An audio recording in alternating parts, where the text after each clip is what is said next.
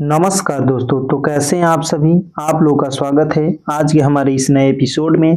और इस एपिसोड में हम लोग सुनेंगे मुंशी प्रेमचंद्र जी की प्रसिद्ध कहानी बूढ़ी काकी। तो आइए सुनते हैं मुंशी प्रेमचंद्र की लिखी कहानी बूढ़ी काकी। बुढ़ापा बहुधा बचपन का पुनरागमन हुआ करता है।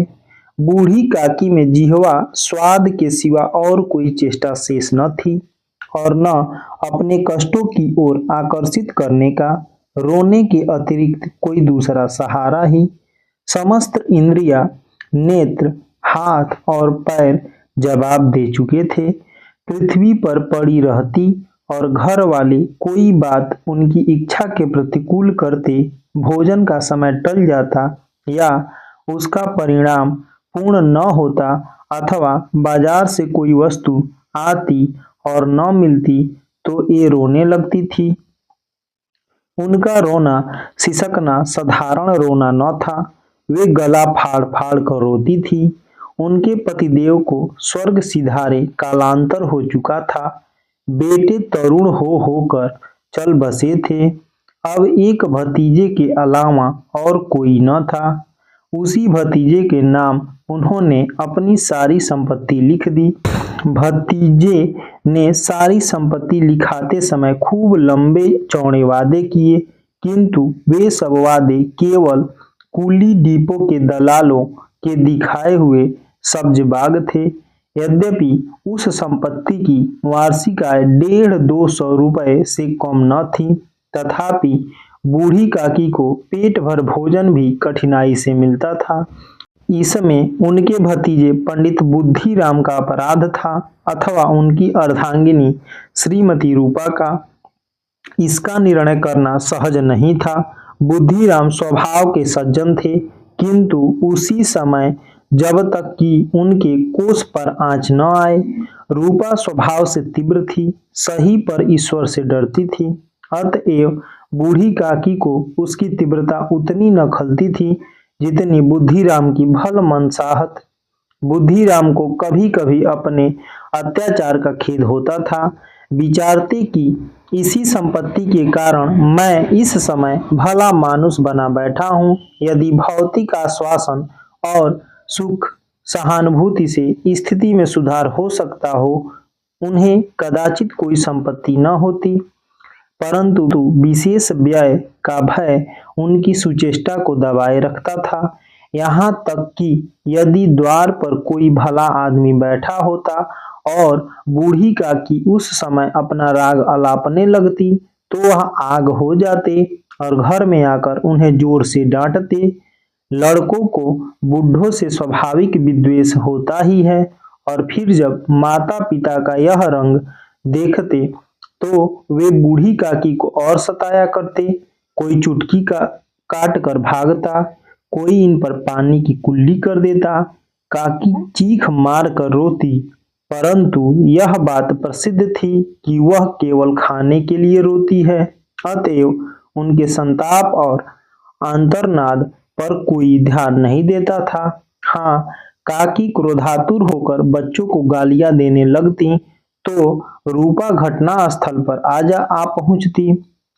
इस भय से काकी अपनी जिह्वा कृपाण का कदाचित ही प्रयोग करती थी। यद्यपि उपद्रव शांति का यह उपाय रोने से कहीं अधिक उपयुक्त था। संपूर्ण परिवार में यदि काकी से किसी को अनुराग था तो वह बुद्धिराम की छोटी लड़की लाडली थी। लाडली अपने दोनों भाइयों के भय से अपने हिस्से की मिठाई चबैना बूढ़ी काकी के पास बैठकर खाया करती थी। यही उसका रक्षागार था। यद्यपि काकी की शरण उनकी लोलुपता के कारण बहुत महंगी पड़ती थी, तथापि भाइयों के अन्याय से सुरक्षा कहीं सुलभ थी। तो बस यही इसी स्वार्थानुकूलता ने उन दोनों में सहानुभूति का आरोपण कर दिया था। रात का समय था। बुद्धिराम के द्वार पर शहनाई बज रही थी और गांव के बच्चों का झुंड विस्मयपूर्ण नेत्रों से गाने का रसास्वादन कर रहा था। चारपाइयों पर मेहमान विश्राम करते हुए नाइयों से मुक्कियां लगवा रहे थे।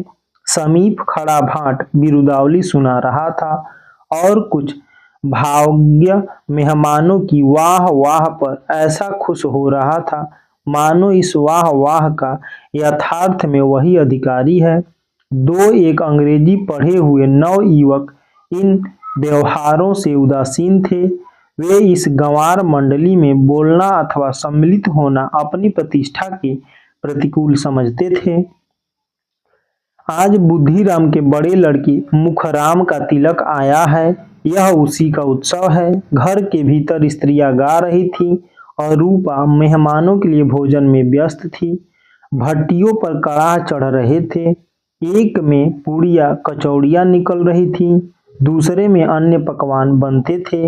एक बड़े हंडे में मसालेदार तरकारी पक रही थी। घी और मसाले की क्षुधावर्धक सुगंधित चारों ओर फैली हुई थी। बूढ़ी काकी अपनी कोठरी में शोकमय विचार की भांति बैठी हुई थी। यह स्वाद मिश्रित सुगंध उन्हें बेचैन कर रही थी। वे मन ही मन विचार कर रही थी, संभवतः मुझे पूड़ियाँ न मिलेंगी, इतनी देर हो गई, कोई भोजन लेकर नहीं आया, मालूम होता है सब लोग भोजन कर चुके हैं, मेरे लिए कुछ न बचा। यह सोचकर उन्हें रोना आया, परंतु अपशकुन के भय से वह रो न सकी। आहा, कैसी सुगंध है, अब मुझे कौन पूछता है। जब रोटियों के ही लाले पड़े हैं तब ऐसे भागे कहाँ कि भरपेट पूड़ियाँ मिले। यह विचार कर उन्हें रोना आया, कलेजे में हुक सी उठने लगी, परंतु रूपा के भय से उन्होंने फिर मौन धारण कर लिया। बूढ़ी काकी देर तक इन्हीं दुखदायक विचारों में डूबी रही। घी और मसालों की सुगंधी रह रह कर उनके मन को आपे से बाहर किए देती थी। मुंह में पानी भर भर आता था। पूड़ियों का स्वाद स्मरण करके हृदय में गुदगुदी होने लगती थी। किसे पुकारूं, आज लाडली बेटी भी नहीं आई। दोनों छोकरे सदा दिक दिया करते हैं, आज उनका भी कहीं नहीं पता। कुछ मालूम तो होता है कि क्या बन रहा है। बूढ़ी काकी की कल्पना में पूड़ियों की तस्वीरें नाचने लगी, खूब लाल लाल, फूली फूली, नरम नरम होंगी। रूपा ने भली भांति भोजन किया होगा, कचौड़ियों में अजवाइन और इलायची की महक आ रही होगी। एक पूड़ी मिलती तो जरा हाथ में लेकर देखती, क्यों न चलकर कड़ाह के सामने ही बैठूं। पूड़ियाँ छन छन कर तैयार होंगी, कड़ाह से गरम गरम निकलकर थाल में रखी जाती होंगी। फूल हम घर में भी सूंघ सकते हैं, परंतु वाटिका में कुछ और बात होती है। इस प्रकार निर्णय करके बूढ़ी काकी उकड़ू बैठकर हाथों के बल सरकती हुई बड़ी कठिनाई से चौखट से उतरी और धीरे धीरे रेंगती हुई कड़ाह के पास जा बैठी।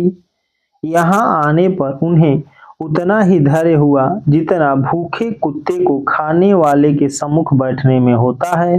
रूपा उस समय कार्यभार में से उद्विग्न हो रही थी। कभी इस कोठे में जाती, कभी उस कोठे में, कभी कड़ाह के पास जाती, कभी भंडारा में जाती। किसी ने बाहर से आकर कहा, महाराज ठंडई मांग रहे हैं। ठंडई देने लगी। इतने में फिर किसी ने आकर कहा, भाट आया है, उसे कुछ दे दो। भाट के लिए सीधा निकाल रही थी कि एक तीसरे आदमी ने आकर पूछा, अभी भोजन तैयार होने में कितना विलंब है, जरा ढोल मजीरा उतार दो। बेचारी अकेली स्त्री दौड़ते दौड़ते व्याकुल हो रही थी, झुंझलाती थी, कूढ़ती थी, परंतु क्रोध प्रकट करने का अवसर न पाती थी। भय होता कहीं पड़ोसी ने यह कहने लगे कि इतने में उबल पड़ी। प्यास से स्वयं कंठ सूख रहा था, गर्मी के मारे फूंकी जाती थी, परंतु इतना अवकाश न था कि जरा पानी ले अथवा पंखा लेकर झले। यह भी खटका था कि जरा आंख हटी और चीजों की लूट मची। इस अवस्था में उसने बूढ़ी काकी को कड़ाह के पास बैठी देखा तो जल गई। क्रोध न रुक सका। इसका भी ध्यान न रहा कि पड़ोसिनें बैठी हुई हैं, मन में क्या कहेंगी, पुरुषों में लोग सुनेंगे तो क्या कहेंगे। जिस प्रकार मेढक केंचुए पर झपटता है, उसी प्रकार वह बूढ़ी काकी पर झपटी और उन्हें दोनों हाथों से झटक कर बोली, ऐसे पेट में आग लगे, पेट है या भाड़, कोठरी में बैठते हुए क्या दम घुटता था, अभी मेहमानों ने नहीं खाया, भगवान को भोग नहीं लगा, तब तक धैर्य न हो सका, आकर छाती पर सवार हो गई। जल जाए ऐसी जीभ, दिन भर खाती न होती तो जाने किसकी हांडी में मुंह डालती। गांव देखेगा तो कहेगा कि बुढ़िया भर पेट खाने को नहीं पाती, तभी तो इस तरह मुंह बाए फिरती है। डायन न मरे न मांचा छोड़े, नाम बेचने पर लगी है, नाक कटवा कर दम लेगी, इतनी ठूसती है न जाने कहाँ भस्म हो जाता है। भला चाहती हो तो जाकर कोठरी में बैठो, जब घर के लोग खाने लगेंगे तब तुम्हें भी मिलेगा। तुम कोई देवी नहीं हो कि चाहे किसी के मुंह में पानी न जाए, परंतु तुम्हारी पूजा पहले ही हो जाए। बूढ़ी काकी ने सिर उठाया, न रोई न बोली, चुपचाप रेंगती हुई अपनी कोठरी में चली गई।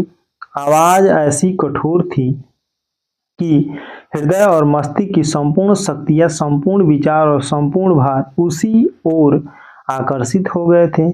नदी में जब कगार का कोई बृहद खंड कटकर गिरता है तो आसपास का जल समूह चारों ओर से उसी स्थान को पूरा करने के लिए दौड़ता है। भोजन तैयार हो गया है, आंगन में पत्तलें पड़ गई हैं, मेहमान खाने लगे, स्त्रियों ने जेवनार गीत गाना आरंभ कर दिया। मेहमानों के नाई और सेवक गण भी उसी मंडली के साथ किंतु कुछ हटकर भोजन करने बैठे थे। परंतु सभ्यतानुसार जब तक सब के सब खा न चुके कोई उठ नहीं सकता था, तो एक मेहमान जो कुछ पढ़े लिखे थे सेवकों के दीर्घाहार पर झुंझला रहे थे, वे इस बंधन को व्यर्थ और बेकार की बात समझते थे। बूढ़ी काकी अपनी कोठरी में जाकर पश्चाताप कर रही थी कि कहां से कहां मैं आ गई। उन्हें रूपा पर क्रोध नहीं था, अपनी जल्दबाजी पर दुख था। सच ही तो है, जब तक मेहमान लोग भोजन न कर चुकेंगे घर वाले कैसे खाएंगे। मुझसे इतनी देर भी न रहा गया, सबके सामने पानी उतर गया। अब जब तक कोई बुलाने नहीं आएगा न जाऊंगी। मन ही मन इस प्रकार का विचार कर वह बुलाने की प्रतीक्षा करने लगी, परंतु घी की रुचिकर सुबास बड़ी धैर्य परीक्षक प्रतीत हो रही थी। उन्हें एक एक पल एक एक युग के समान मालूम होता था। अब पत्तल बिछ गई होगी, अब मेहमान आ गए होंगे, लोग हाथ पैर धो रहे हैं, नाई पानी दे रहा है, मालूम होता है लोग खाने बैठ गए, देवनार गाया जा रहा है। यह विचार कर वह मन को बहलाने के लिए लेट गई। धीरे धीरे एक गीत गुनगुनाने लगी। उन्हें मालूम हुआ कि मुझे गाते देर हो गई। क्या इतनी देर तक लोग भोजन करते ही रहे होंगे? किसी की आवाज सुनाई नहीं देती। अवश्य ही लोग खा पी कर चले गए, मुझे कोई बुलाने नहीं आया। रूपा चिढ़ गई है, क्या जाने न बुलाए, सोचती हो कि आप ही आवेगी। वह कोई मेहमान तो नहीं जो उन्हें बुलाऊं। बूढ़ी काकी चलने को तैयार हुई।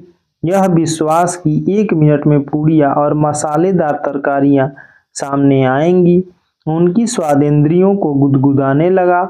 उन्होंने मन में तरह तरह के मंसूबे बांधे। पहले तरकारी से पूड़ियाँ खाऊंगी, फिर दही और शक्कर से कचौड़ियाँ रायते के साथ मजेदार मालूम होंगी।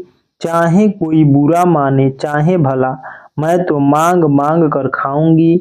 यही न लोग कहेंगे कि इन्हें विचार नहीं, कहाँ करे। इतने दिन के बाद पूड़ियाँ मिल रही हैं तो मुंह जूठा करके थोड़ी ही उठ जाऊंगी। वह उकड़ू बैठकर सरकते हुए आंगन में आई, परंतु हाय दुर्भाग्य, अभिलाषा ने अपने पुराने स्वभाव के अनुसार समय की मिथ्या कल्पना की थी। मेहमान मंडली अभी बैठी हुई थी, कोई खाकर उंगलियां चाटता था, कोई तिरछे नेत्रों से देखता था और लोग अभी खा रहे थे या नहीं। कोई इस चिंता में था कि पत्तल पर पूड़ियाँ छूट जाती हैं, किसी तरह इन्हें भीतर रख लेता। कोई दही खाकर चटकारता था, परंतु दूसरा दोनों मांगते संकोच करता था कि इतने में बूढ़ी काकी रेंगती हुई उनके बीच में आ पहुंची। कई आदमी चौंक कर खड़े हुए, पुकारने लगे, अरे यह बुढ़िया कौन है, यहाँ कहाँ से आ गई, देखो किसी को छू न ले। पंडित बुद्धिराम काकी को देखते ही क्रोध से तिलमिला गए। पूड़ियों का थाल लिए खड़े थे, थाल को जमीन पर पटक दिया और जिस प्रकार निर्दयी महाजन अपने किसी बेईमान और भगोड़े कर्जदार को देखते ही उसका टेंटुआ पकड़ लेता है, उसी तरह लपक कर उन्होंने काकी के दोनों हाथ पकड़े और घसीटते हुए लाकर उन्हें अंधेरी कोठरी में धम से पटक दिया। आशा रूपी बाटिका लू के एक झोंके में विनष्ट हो गई। मेहमानों ने भोजन किया, घर वालों ने भोजन किया, बाजे वाले धोबी चमार भी भोजन कर चुके, परंतु बूढ़ी काकी को किसी ने न पूछा। बुद्धिराम और रूपा दोनों ही बूढ़ी काकी को उनकी निर्लजता के लिए दंड देने का निश्चय कर चुके थे। उनके बुढ़ापे पर, दीनता पर, हतज्ञान पर किसी को करुणा नहीं। लाडली को काकी से अत्यंत प्रेम था। बेचारी भोली लड़की थी, बाल विनोद और चंचलता कि उसमें गंध तक न थी। दोनों बार जब उसके माता पिता ने काकी को निर्दयता से घसीटा तो लाडली का हृदय ऐंठ कर रह गया। वह झुझला रही थी कि हम लोग काकी को क्यों बहुत सी पूड़ियाँ नहीं देते, क्या मेहमान सब की सब खा जाएंगे, और यदि काकी ने मेहमानों से पहले खा लिया तो क्या बिगड़ जाएगा। वह काकी के पास जाकर उन्हें धैर्य देना चाहती थी, परंतु माता के भय से न जाती थी। उसने अपने हिस्से की पूड़ियाँ बिल्कुल न खाई थी, अपनी गुड़िया की पिटारी में बंद कर रखी थी। उन पूड़ियों को काकी के पास ले जाना चाहती थी। उसका हृदय अधीर हो रहा था। बूढ़ी काकी मेरी बात सुनते ही उठ बैठेंगी, पूड़ियाँ देखकर कैसी प्रसन्न होंगी, मुझे खूब प्यार करेंगी। रात को 11 बज गए थे। रूपा आंगन में पड़ी सो रही थी। लाडली की आंखों में नींद न थी। काकी को पूड़ियाँ खिलाने की खुशी उसे सोने न देती। उसने गुड़ियों की पिटारी सामने रखी थी। जब विश्वास हो गया कि अम्मा सो रही है तो वह चुपके से उठी और विचारने लगी, कैसे चलूं। चारों ओर अंधेरा था, केवल चूल्हों में आग चमक रही थी और चूल्हों के पास एक कुत्ता लेटा हुआ था। लाडली की दृष्टि सामने वाली नीम पर गई। उसे मालूम हुआ कि उस पर हनुमान जी बैठे हुए हैं। उनकी पूंछ, उनकी गदा वह स्पष्ट दिखलाई दे रही है। मारे भय के उसने आंखें बंद कर ली। इतने में कुत्ता उठ बैठा। लाडली को ढांढस हुआ। कई सोए हुए मनुष्यों के बदले एक भागता हुआ कुत्ता उसके लिए अधिक धैर्य का कारण हुआ। उसने पिटारी उठाई और बूढ़ी काकी की कोठरी की ओर चली। बूढ़ी काकी को केवल इतना स्मरण था कि किसी ने मेरे हाथ पकड़कर घसीटे। फिर ऐसा मालूम हुआ कि जैसे कोई पहाड़ पर उड़ा लिए जाता है। उनके पैर बार बार पत्थरों से टकराए, तब किसी ने उन्हें पहाड़ पर से पटका। वे मूर्छित हो गई।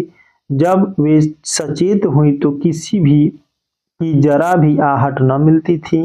समझी कि सब लोग खा पी कर सो गए और उनके साथ मेरी तकदीर भी सो गई। रात कैसे कटेगी राम, क्या खाऊं, पेट में अग्नि धधक रही है। हाँ, किसी ने मेरी सुधि न ली। यह मेरा पेट काटने से धन जुड़ जाएगा। इन लोगों को इतनी भी दया नहीं आती कि न जाने बुढ़िया कब मर जाए, उसका जी क्यों दुखावे। मैं पेट की रोटियां ही खाती हूँ कि और कुछ। इस पर यह हाल, मैं अंधी अपाहिज ठहरी, न कुछ सुनूं न बूझूं।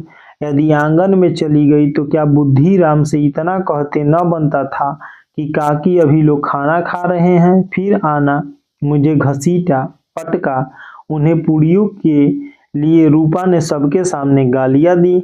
उन्हीं पूड़ियों के लिए इतनी दुर्गति करने पर भी उनका पत्थर का कलेजा न पसीजा। सबको खिलाया, मेरी बात तक न पूछी। जब तक ही न दी तब तक क्या देंगे, यह विचार कर काकी निराशा में संतोष के साथ लेट गई। ग्लानि से गला भर भर आता था, परंतु मेहमानों के भय से रोती न थी। सहसा कानों में आवाज आई, काकी उठो, मैं पुड़िया लाई हूँ।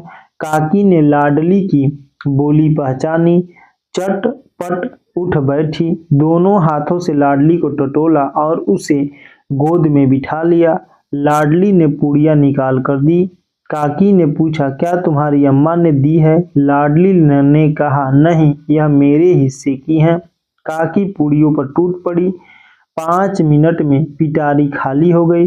लाडली ने पूछा, काकी पेट भर गया?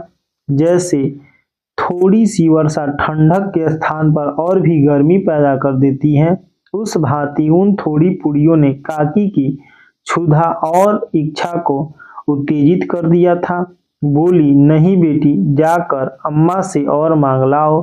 लाडली ने कहा, अम्मा सोती है, जाऊंगी तो मारेगी। काकी ने पिटारी को फिर टटोला, उसमें कुछ खुरचन गिरी थी। बार बार ओठ चाटती, चटखारे भरती। हृदय महसूस रहा था, और पुड़िया कैसे पाऊं? संतोष सेतु जब टूट जाता है तब इच्छा का बहाव अपरिमित हो जाता है। मतवालों को मद का स्मरण करना उन्हें मदांध बनाता है। काकी का अधीर मन इच्छाओं के प्रबल प्रवाह में बह गया। उचित और अनुचित का विचार जाता रहा। वे कुछ देर तक उस इच्छा को रोकती रही। सहसा लाडली से बोली, मेरा हाथ पकड़कर वहां ले चलो जहां मेहमानों ने बैठकर भोजन किया है। लाडली उनका अभिप्राय समझ न सकी। उसने काकी का हाथ पकड़ा और ले जाकर जूठे पत्तलों के पास बिठा दिया। दीन क्षुधातुर हत ज्ञान बुढ़िया पत्तलों से पुड़ियों के टुकड़े चुन चुन कर भक्षण करने लगी। ओह, दही कितना स्वादिष्ट था, कचौड़ियाँ कितनी सलोनी, खस्ता कितना सुकोमल। काकी बुद्धिहीन होते हुए भी इतना जानती थी कि मैं वह काम कर रही हूँ, मुझे कदापि न करना चाहिए। मैं दूसरों की जूठी पत्तल चाट रही हूँ। परंतु बुढ़ापा तृष्णा रोग का अंतिम समय है, जब संपूर्ण इच्छा एक ही केंद्र पर आ जाती हैं। बूढ़ी काकी में यह केंद्र उनकी स्वादेंद्रियां थी। ठीक उसी समय रूपा की आंख खुली। उसे मालूम हुआ कि लाडली मेरे पास नहीं है। वह चौकी चारपाई के इधर उधर ताकने लगी कि कहीं नीचे तो नहीं गिर गई। उसे वहां न पाकर वह उठी तो क्या देखती है कि लाडली जूठे पत्तलों के पास चुपचाप खड़ी है और बूढ़ी काकी पत्तलों पर से पूड़ियों के टुकड़े उठा उठा कर खा रही है। रूपा का हृदय सन्न हो गया। किसी गाय की गर्दन पर छुरी चलते देखकर जो अवस्था उसकी होती, वह उस समय हुई। एक ब्राह्मणी दूसरे की जूठी पत्तल टटोले, इससे अधिक शोकमय दृश्य असंभव था। पूड़ियों के कुछ ग्रासों के लिए उसकी चचेरी सास ऐसा निकृष्ट कर्म कर रही है। यह वह दृश्य था जिसे देखकर देखने वालों के हृदय कांप उठते हैं। ऐसा प्रतीत होता है मानो जमीन रुक गई, आसमान चक्कर खा रहा है, संसार पर कोई आपत्ति आने वाली है। रूपा को क्रोध न आया। शोक के सम्मुख क्रोध कहाँ, करुणा और भय से उसकी आंखें भर आई। इस अधर्म का भागी कौन है? उसने सच्चे हृदय से गगन मंडल की ओर हाथ उठाकर कहा, परमात्मा, मेरे बच्चों पर दया करो। इस अधर्म का दंड मुझे मत दो, नहीं तो मेरा सत्यानाश हो जाएगा। रूपा अपनी स्वार्थपरता और अन्याय इस प्रकार प्रत्यक्ष रूप से कभी न दिख पड़ते थे। वह सोचने लगी, हाय कितनी निर्दयी हूँ, जिसकी संपत्ति से मुझे 200 रुपया आय हो रही है, उसकी यह दुर्गति और मेरे कारण। हे दयामय भगवान, मुझसे बड़ी भारी चूक हुई है, मुझे क्षमा करो। आज मेरे बेटे का तिलक था, सैकड़ों मनुष्यों ने भोजन पाया, मैं उनके इशारों की दासी बनी रही। अपने नाम के लिए सैकड़ों रुपए व्यय कर दिए, परंतु जिसकी बदौलत हजारों रुपए खाए उसे इस उत्सव में भी भरपेट भोजन न दे सकी। केवल इसी कारण तो वह वृद्धा असहाय है। रूपा ने दिया जलाया, अपने भंडार द्वार खोला और एक थाली में संपूर्ण सामग्रियां सजाकर बूढ़ी काकी की ओर चली। आधी रात जा चुकी थी। आकाश पर तारों के थाल सजे हुए थे और उन बैठे हुए देवगण स्वर्गीय पदार्थ सजा रहे थे, परंतु उसमें किसी को वह परमानंद प्राप्त न हो सकता था जो बूढ़ी काकी को अपने सम्मुख थाल देखकर प्राप्त हुआ। रूपा ने कंठारुद्ध स्वर में कहा, काकी उठो, भोजन कर लो, मुझसे आज बड़ी भूल हुई। उसका बुरा न मानना, परमात्मा से प्रार्थना कर दो कि वह मेरा अपराध क्षमा कर दे। भोले भोले बच्चों की भांति जो मिठाइयां पाकर मार और तिरस्कार सब भूल जाता है, बूढ़ी काकी वैसे ही सब भुलाकर बैठी हुई खाना खा रही थी। उनके एक एक रोए से सच्ची सदिच्छाएं निकल रही थीं और रूपा बैठी स्वर्गीय दृश्य का आनंद लेने में निमग्न थी। तो दोस्तों, यह थी कहानी बूढ़ी काकी, और इस कहानी से हम लोग को सीख मिलती है कि जो भी हमारे घर में बूढ़े और बुजुर्ग लोग हैं उनका ख्याल हम लोग को रखना चाहिए। वे यदि कोई बात कर रहे हैं तो जानबूझकर नहीं कर रहे हैं, उनकी मानसिक परिस्थितियां ऐसी बन जाती हैं कि वैसा व्यवहार वो लोग करते हैं, तो इसलिए हम लोग को उनके साथ अच्छे से ही व्यवहार करना चाहिए। तो दोस्तों, यह कहानी आपको कैसी लगी कमेंट में जरूर बताइए। धन्यवाद।